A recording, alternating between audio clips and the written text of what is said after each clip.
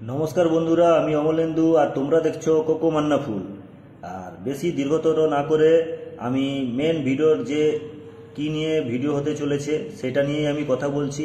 না, সেলোসিয়া গাছ, এটা আমার দেশি প্রজাতির সেলোসিয়া।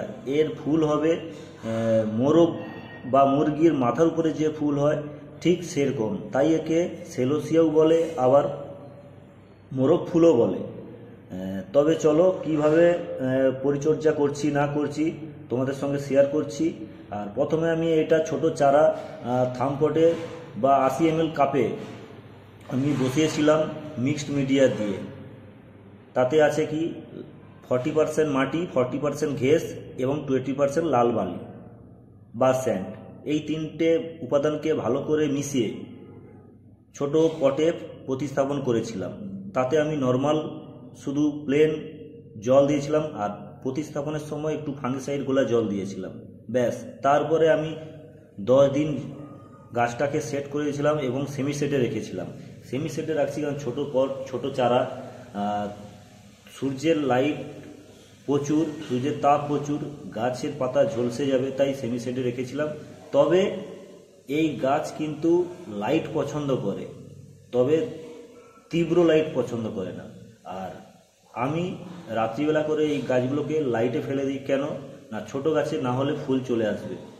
আর এই গাছ খাবার খেতে খুব ভালোবাসে, এরা শাক জাতীয় গাছ, খাবার খেতে খুব ভালোবাসে। আর এই গাছের বয়স হয়ে গেছে এখন আমার প্রায় 22 দিন। 22 দিনের গাছ এই রকম রেজাল্ট।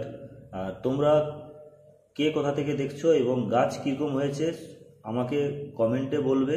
আর চ্যানেলটিকে সাবস্ক্রাইব করতে ভুলবে না। যদি সাবস্ক্রাইব করে রাখো তাহলে আমার সমস্ত ভিডিও তোমাদের নোটিফিকেশানে চলে যাবে। প্রত্যেকটা মুহূর্তের ভিডিও তোমরা ফার্স্ট দেখতে পাবে। আর এই গাছে আমি একবার খাবার দিয়েছি।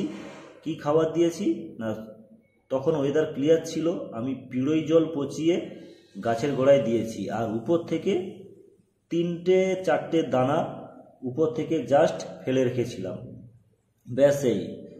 আর পরকে পর যখন ভিডিও গাছগুলো বড় হবে বা কি, আমি সবটাই আনবো কীভাবে কি ট্রিটমেন্ট করতে হয়। আর এতে মাকড় বেশি লাগে।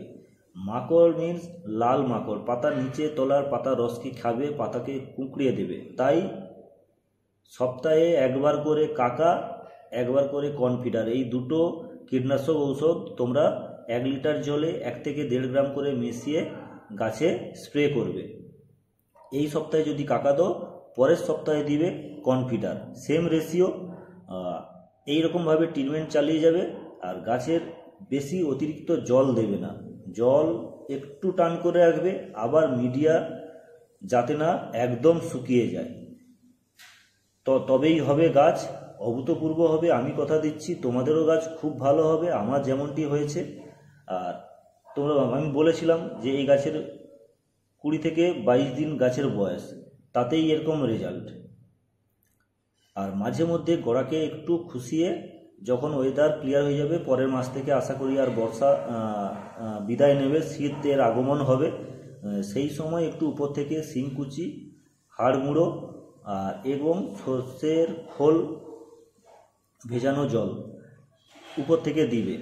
এবার তারপরে আমি ট্রান্সফার করব 4 থেকে 5 দিন পরে 6 ইঞ্চি পটে। সেই ট্রান্সফারের ভিডিও আমি আনতে চলেছি, আনবো, আমি কথা দিচ্ছি। আর আমি তোমাদেরকে বাদ দিয়ে কিছু করব না, এই প্রতিজ্ঞা নিচ্ছি। বেশি দীর্ঘতর করব না, আজকের এই পর্যন্ত। আর বেশি কথা বললে মাথার উপর থেকে বেরিয়ে যাবে। আর বেশি ছোট্ট কথা বলবো, কাজের কথা বলবো। চলো আজকের মতন টাটা, বাই বাই।